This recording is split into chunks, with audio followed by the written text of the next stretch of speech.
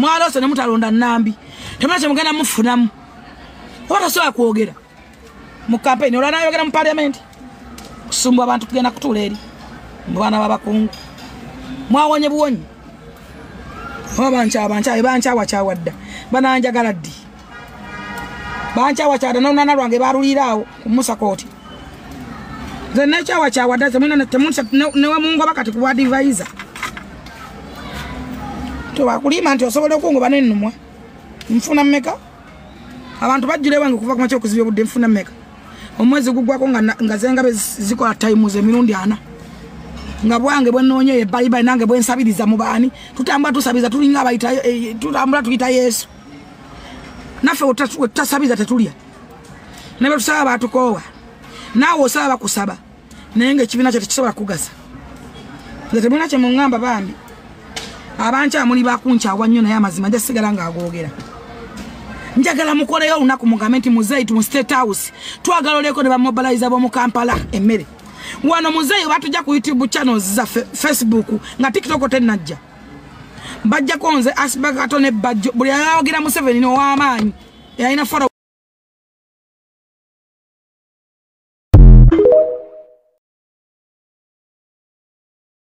ena mwana bensala Jesu ne mweta muzei mbinto muzei amaze mu buyinza myaka 8 mbanga mu kyamunonyesa kalulu aina ba RDC aina ba mobilizer aina ba minister aina prime minister aina ba chairman ba NRM asaba satu buli kyalo basasulwa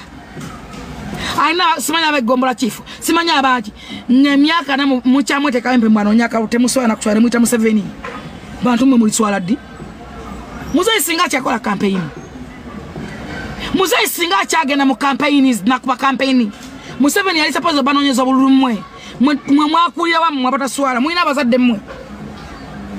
mwina abazadde Museveni ye chairman na vice chairman na bani ina ba secretary general ne mu musitula mbwa anonyo bululu myaka na mu buyinza temuswala mwabana ba mobilizer lwaki mu organizing ban mobilizers ba mmwe lwaki mu respecting afabe wayo okogera NRM butakowa lwaki tulina kalungi katubafunamu Wano Kenzo katona abatte yakuba kubiruyimba biwobe ngane kunyonyi mumuteraka abantu abamunogoberera bane mwala kauda abamugoberera Kenzo yakuba kubiruyimba biwobe n'abasuza nga mutunule emyeze nga mutunula mwana onya Kenzo kumukozesa mwamuyimba sitalose ate mwamusasula muniko myawo kubeera mu maziga gaffe ne muntu yoza fenga muli mbifo muniko maddi mubeera mu bifo temutu appreciate nga temutu agala natunula mukazi nze era kyobola njagala nnyo mukazi kwata peace mutuzo mukazi wayo na yakwaniriza nona banga afaayo nasanyuka nakuuza chichifu nga tana na kingi kyagenda kuwata ina kyakuwadde ne nisa kabanda kyekimunjagaza minisa nisa kabanda afaayo nakubulirwa omunonyo mufuna nekyo fotogabye era abantu banakaseke mulonde kyo fotogabye state wa minister of state nakaseke kyo fotogabye ye mumuina mugenda mufuna mu bitiwe bingi nnyo atagenda bakolera ne kaso ajja bakolera era mu mulonde nisa kabanda Kampala Central mulonde abantu abagenda bagasa be mugenda okufunamu mwalose ne mutalonda Nambi temulache mugenda mufunamu watasobola kwogera mu campaign olwana ayogera mu parliament kusumbwa abantu kugenda kutula eri mwana babakungu mwawonye buwonyi bancha wachawadda bananjagala ddi bancha wachada nona lwange barulirawo kumusa koti the nature wachawadda zemuna temuncha newe mungu bakati ku advisor to bakulima nti osobola okungo banennumwa mfuna mmeka abantu bajjire wange kuva ku macho kuzibye budde mfuna mmeka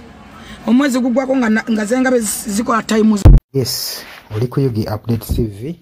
kosinziro kubanga otuliza gwe mukwano gwange yenna ali eyo gwe nagambye agalo tweyungako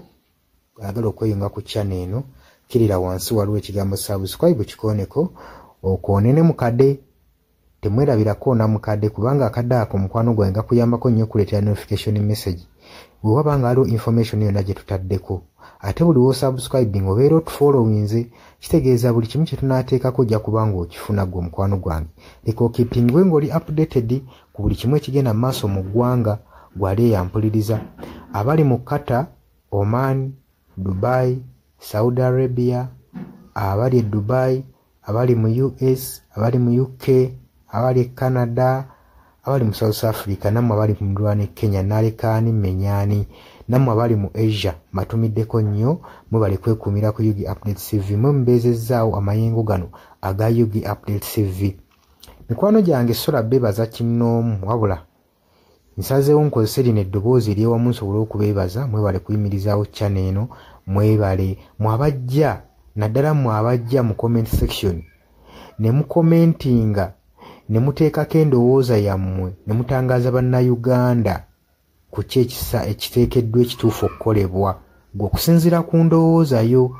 So muna batajjangako mu comment section mbakubiriza okujja mu comment section muteekeko ebirowoozo byammwe mutangaaze eggwanga ku biki byaba bagenze mu bukyamu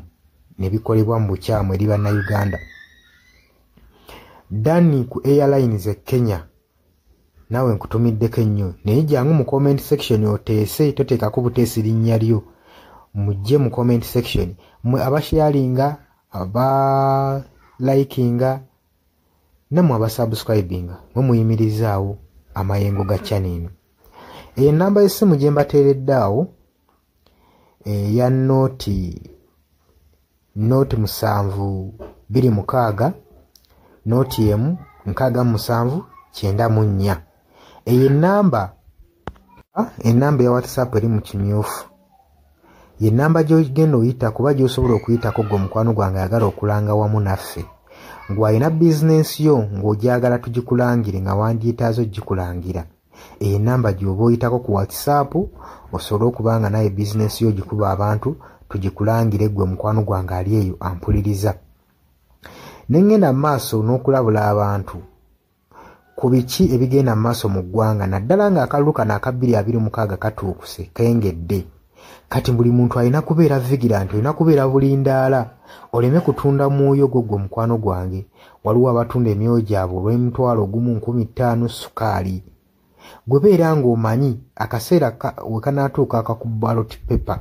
beera nga manyi omuntu ng'omanyi omuntu ogwogenda okuwa gwogenda ottiikinga gwe gwolaba asobola okukulaakulanya ekitundu kyo constituency yo gwolaba agenda otwala eggwanga mu maaso. Bannange tusibwa nnyo akatambaala mu mutwe mu biseera nga bino newankubadde obwavu babubalumizza mutya totunda mwoyo gwo ku lw'akantu katono wabula saasira ku ggwanga lyo osaasire ne ku zadde lyo osaasire ne ku future weenaabeera lowooza ku by'emu maaso.